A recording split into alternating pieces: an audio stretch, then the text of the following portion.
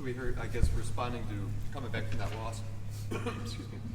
Jonathan said you guys had a players-only meeting Sunday night. I guess can you walk us through that and the impetus for it and what you guys got out of it? We just had to talk about things that aren't going so well with the team right now. We got to figure that out. We ended that game with a little less class than we like, but things happen. It's an emotional game, so came through and talked about everything that went down that night and everything that went down before that night too, and just focus on the little things, figuring everything out, and coming back stronger next week. Who makes that call? Is it like Captain's Collective? Yeah, but Maverick Hansen brought it up, but overall, he asked for our, not approval, but just see where our heads were at too. So we all said, yeah, it's probably good for us. Came in and did it. And could you describe where your guys' heads are collectively? Coming out of that, what did you find out? If you're looking for me to say I'm discouraged, I'm not. I don't think any of us are. We want that game. Game's over, but we want it back. But it's over, so it is what it is. We're on to Indiana next week. And focus on that right now.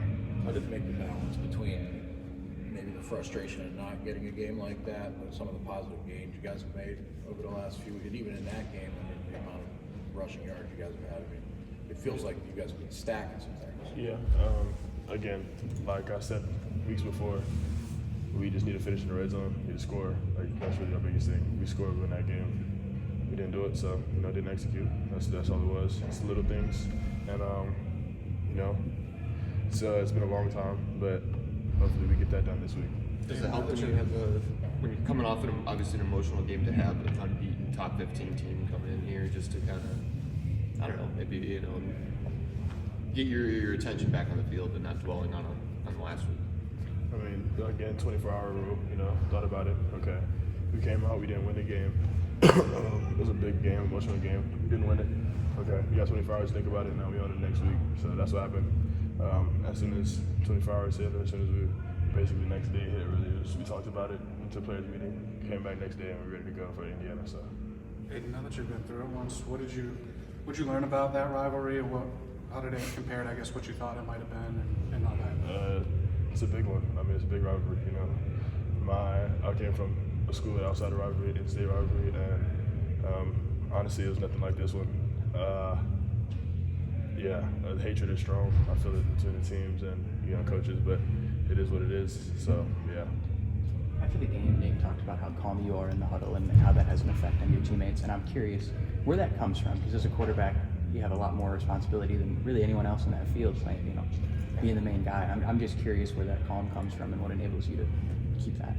You got to think about it as like you're an athletic trainer. If you see a kid broke his leg, you can go out there and freak out. He's gonna freak out too. So you can't do that. You got to go out there and be calm, and then your team looks after you like they do it. They basically, you are the example. So if they're gonna look up to you, and I might be young, but I'm still the quarterback, like you said. So they look up to me, and I have to be there when they need me. So that's where the calm demeanor comes from. When in your life did, I guess, you adopt that, or when did you realize that? Really it started in high school, just coming out, this is really a role that I want to be in, and this is really a role that I have to take charge of. So it's if I'm out there we guys like this, that, third, then they're going to be second guessing themselves, stuff like that. If I'm out there and I'm all right, we're going to get this, then we're going to go out there and we're going to do what we do. If we don't get it, we don't get it, is what it is. But, always got to believe and trust that you're going to do something and just, be able to execute. So. On that third down completion to Montori, can you talk about how much you've grown to rely on him and trust him? That was a third down situation, wasn't it, on that slot fade or whatever you call that? Talk about Montori and how you guys have kind of formed, it looks like a connection there. Should have scored on that. I had to throw the ball, but he had him beat. I should have given him a better ball touchdown for real, but it is what it is. But I trust all my guys. I feel like all my guys can compete with anybody in the country, and we can go out there and I can let the ball go and they'll come down with it. So it really wasn't a thing about gaining more trust over the season. It was more just we just got to click, we just got to connect. So that's really it. What has led to this sort of turnaround in the run game lately? If you're coming out of the bye week since then, and how much is that, in what ways, and how has that helped you with what you want to do when you guys are able to run the ball? It's the way you have I think we just took more pride in it. We come out and our run game not clicking. We need the run game to click so we can go out there and throw the ball as well. So, come out, have two great backs, a great O-line in front of us, and we're just going in and basically just executing and competing like we're supposed to do. We find it started to click like you've seen. So biggest thing is, I mean, that's clicking out, but now we just got to score. You talked about How's that helping you? Like, does that make things easier on you? Less Oh, for pressure sure. or whatever Yeah, it might I be? mean, it was never any pressure for real, but it does make it easier. It makes my job a lot easier, you know, being able to just hand the ball off and watch my guys go, and then I can come back and, you know, fake a hand off, maybe get them the ball again. But whatever happens, happens. But I mean, it makes my job a lot easier for sure. Talk about the leadership component. How much leadership did you have to show with the offensive line to get to this point? Because it seemed like they, like you talk about the building blocks, they're the ones who really kind of stack some things up for you. But when they were struggling, how much did you try and, like, what kind of things did you do to try and keep them height, keep them focused? Our biggest thing, I don't think they were ever struggling. I think we just weren't clicking as an offense. I don't think it was on them. That O-line does great things. They work hard every day. They come in and do what they're supposed to do. It's just, you know, offense wasn't clicking at the time. And I think the biggest thing was keeping energy up. That's really what we focus on, you know, just keeping energy up. And once we did that and, you know, came out of the bye week fresh, ready to go, you saw the energy was up and we did what we had to do. So, yeah. Jonathan said the helmet communication wasn't working on the first drive. I guess what was that like? And did you know, the flip from never having it to relying on it? Did that kind of come into play? Not really. I mean, I was just like, all right, can't hear it. I mean, give me a play, let's go. We have a risk coach, so they're just gonna let me know the number, let me know the play. I mean, I play football, so I mean, had to adjust, had to adapt. Was it working after that, the second drive? Yeah, it worked.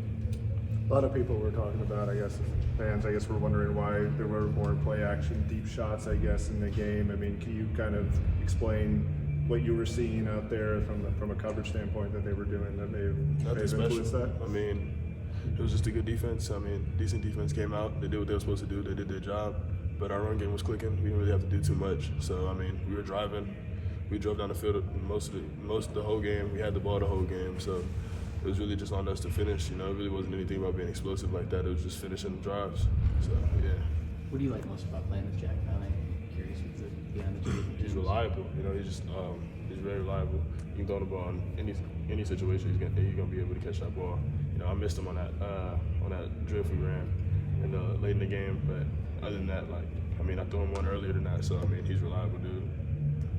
On that 4th and 5 play at the end of the game, 4th and 6, other than not having much time to throw, what did you see during that play? Did the man-to-man surprise you guys a little bit, or what? I'm not gonna say it surprised us. I'm just gonna say that the play we called probably wasn't the best for that defense, and we talked about it, like we know. But overall, we just, you know, play broke down. Had to make a play. Didn't do it. That's what it was. It's football. It's gonna happen. Probably could do some things different, but it is what it is. It's over now. So. With what you are doing in the run game, I mean, how much does that open up some of the play action? I mean, and you know, the idea that, you know, teams are really having to honor the run, you know, especially What I'm doing with the team. Yeah, what it does for you when teams are respecting the run as much as they are. It opens everything up. Makes them respect. It makes them respect everything. You know, makes them understand that we can run and throw. I mean, we have weapons all over the field, and we can use them. Basically, yeah.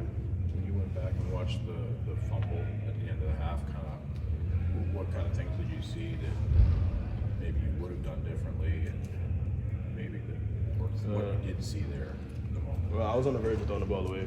I knew that, but should have just thrown it away earlier. Didn't see anything.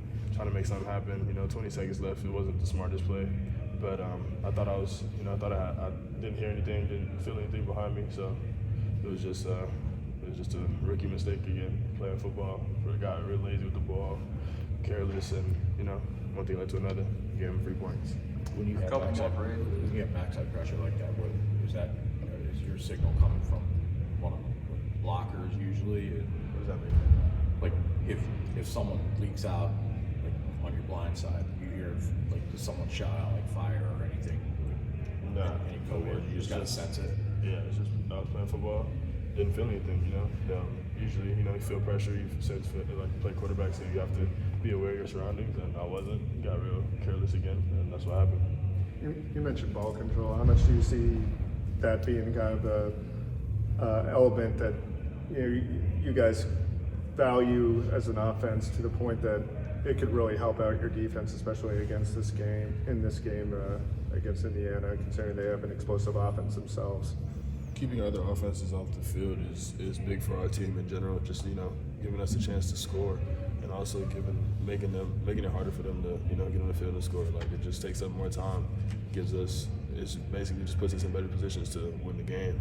And we've been doing that good so far. We just haven't finished. I keep repeating, but we just got to finish in the red zone. And after we do that, I think we'll be straight for sure.